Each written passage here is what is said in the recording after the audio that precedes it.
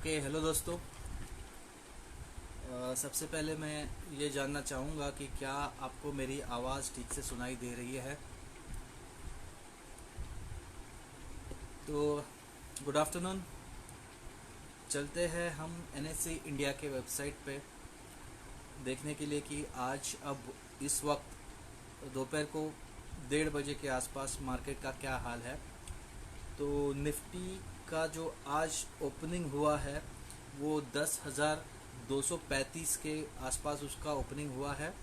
उसके बाद उसने 10,356 का एक हाई लगाया है और 10,194 मतलब 10,200 से थोड़ा सा नीचे उसने एक बार डिप लिया था। तो वो हमारा आज का दिन का लो है। तो अगर आप देखोगे तो सुबह से लेके काफ़ी टाइम तक मार्केट 10,250 से लेके 10,350 के ये जो 100 पॉइंट का जो रेंज है उसके अंदर फंसा रहा।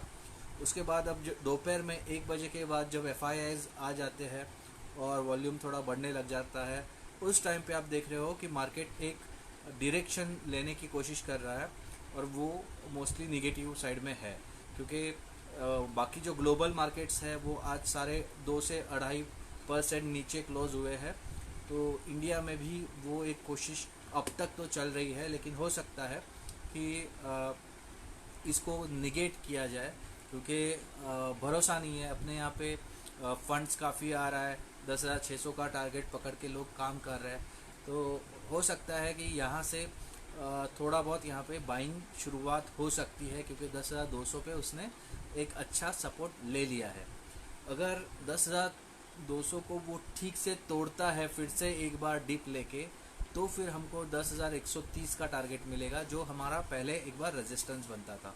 तो इस तरीके से आपको इस वोलेटाइल मार्केट में, इसीलिए मैंने सुबह ही मेरे टेलीग्राम चैनल पे बोला है कि आपको जो भी ट्रेड करना था वो 1:30 बजे तक करना था और उसको स्क्वायर ऑफ करना था।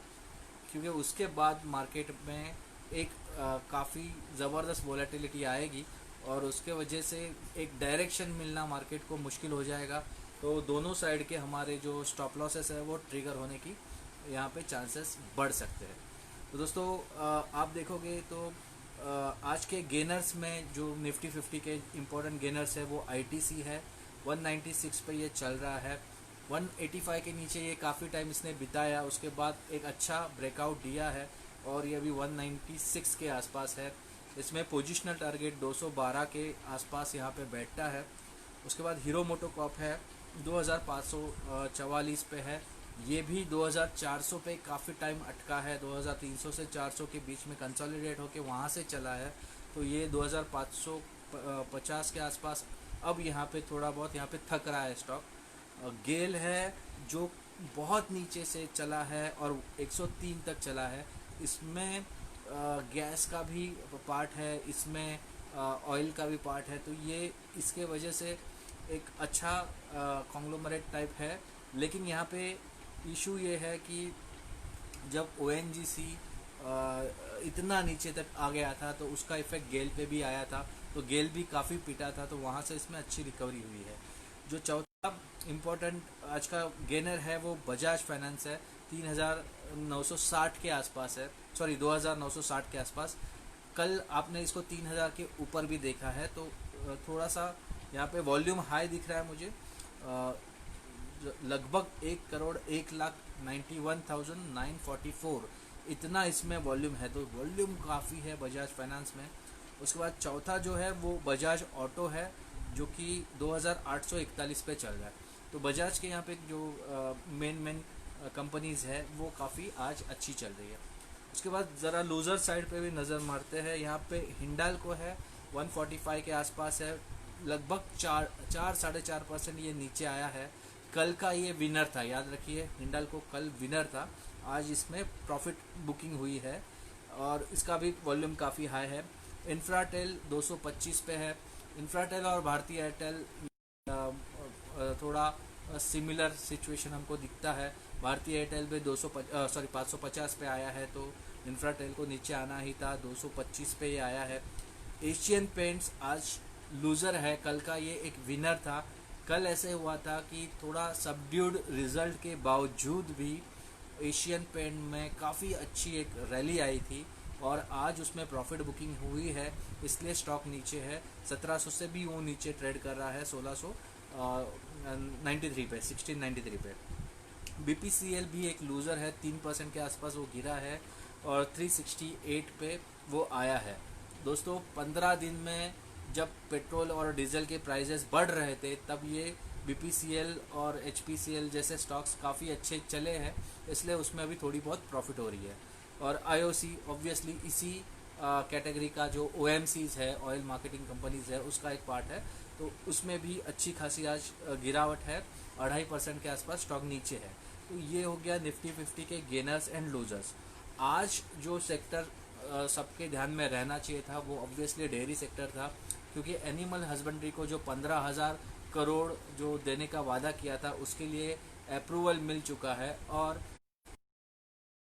पराग मिल्क हो, हटसन एग्रो हो, गोदरेज एग्रो हो, वेंकीज हो, या फिर ऐसे जो स्टॉक्स जो या तो मीट प्रोसेसिंग से, या तो डेयरी फार्म से, या तो पोल्ट्री से ये बिलोंग करते हैं, ये सारे स्टॉक आज अच्छे चले हैं। कुछ तो ऊपर के सर्किट पे भी लगे हैं।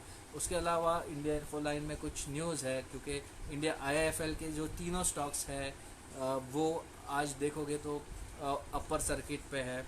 उसके अलावा जो कल का जो लूज़र था ICICI बैंक, वो आज फिर से एक बार नीचे खुला था, 338 तक वो गया था, लेकिन उसके बाद उसको अच्छा चलाया गया और वो अच्छा यहाँ पे हमको रिकवरी दे गया। लेकिन अभी उसमें थोड़ा सा बहुत गिरावट आ रहा है, 330 से लेके 360 ये रेंज के बीच में वो फंसा है। तो मैं समझता हूँ कि अगर वो 330 पे आए तो आपको ख़रीद लेना चाहिए, और 350 के ऊपर ही उसको आप थोड़ा थोड़ा प्रॉफिट बुक करके उसको फिर से 360 पे खाली कर सकते हो। बिकॉज अभी क्या है ना कि डायरेक्शन अपने पकड़ में नहीं आ रहा है, हो सकता है कि वापस मार्केट थोड़ा वोलाटाइल हो जाए, इसलिए जो रेंज में घूम रहे हैं उन स्टॉक्स में काम करना यहाँ पे आसान है। रिलायंस भी काफ़ी रेंज में घूम रहा है, 1720 से लेके 1700 तक ये उसका रेंज है। आप देखोगे जब भी रिलायंस 1715 1720 ये लेवल पे आ जाता है, लोग इसमें बाइंग करते हैं और उसको फिर 1750 के ऊपर लेके जाने का कोशिश करते हैं। बहुत बार 1750 पे वो फंस जाता है, तो वहाँ पे वो लोग पार्शियल प्रॉफिट बुक कर लेते हैं और उसको कम्प्लीटली सेल करते हैं। तो ये मैं पिछला 2 दिन का बात कर रहा हूँ, तो आज भी लगभग सेम सिनेरियो है। अब उसके बाद हम लोग बात करते हैं कि आज का एक्सपायरी कहाँ पे हो सकता है। जैसे मैंने बोला कि आज का रेंज काफ़ी बड़ा है, जुलाई में हमको 10,600 एक बार दिखेगा, इसलिए मुझे अब तक ऐसा लग नहीं रहा है कि यहाँ ट्रेंड रिवर्सल हुआ है। कल जो कैंडल बनी थी वो बियरिश एनगल्फ की थी, तो वो एक नेगेटिव ट्रेंड को बताती है, लेकिन उसके बाद एक गैप डाउन ओपनिंग होनी चाहिए थी और एक फॉलो अप उसका शॉर्ट वहाँ पे होना चाहिए था। तो जो शॉर्ट है उसको अरेस्ट किया गया है जो बड़े इन्वेस्टर द्वारा, क्योंकि वो इसको ज़्यादा गिरने दे नहीं रहे हैं मार्केट को। तो मैं समझता हूँ कि यहाँ पे हमको जब तक ये 10,200 का जो लेवल है उसको पकड़ के रखा है तब तक डरने की कोई बात नहीं है। अगर वो टूट जाता है तो 10,130 का लेवल है, वो टूट जाता है तो 10,100 तो हमको यहाँ पे होल्ड करना ही है। मेरे ख्याल से 10,100 नहीं टूटेगा, क्योंकि वो एक सॉलिड सपोर्ट बन चुका है। तो 10,100 से लेकर 10,600 ये एक ब्रॉड रेंज है जिसके अंदर मार्केट काम करेगा, ऐसा मतलब कम से कम ये वीक तो करेगा, ऐसा मुझे लग रहा है। और जब जुलाई सीरीज़ की हम बात करेंगे तो जुलाई सीरीज़ में काफ़ी नतीजे आने वाले हैं। तो मैंने पहले ही बोला है कि हो सकता है कि जो स्टॉक स्पेसिफिक वहाँ पे गिरावट रहेगा और इंडेक्स को मैनेज किया जाएगा, क्योंकि बुल्स यही चाहते हैं कि इंडेक्स जो है वो 10,000 के नीचे ना गिरे। तो इंडेक्स को ठीक से मैनेज किया जाएगा और जो स्टॉक्स है जिसका रिजल्ट आने वाला है, जिसका अर्निंग्स ख़राब आने वाला है, वो नीचे रहेगा। दोस्तों आपने देखा रहेगा कि इतने सारे कंपनीज़ के अर्निंग्स आए हैं, most of the earnings negative आए हैं, काफ़ी ख़राब उन्होंने रिज़ल्ट दिए हैं। तो जुलाई में भी यही होने वाला है। आपने देखा रहेगा कल कैनरा बैंक का भी रिज़ल्ट कितना ख़राब आया था। तो बड़े बड़े कंपनीज में भी अगर ये हाल है तो समझ सकते हो कि जुलाई में क्या होगा। तो यही आपको बताना था। सो आई होप आज का दिन आपका अच्छा जाए। Thank you very much, good bye.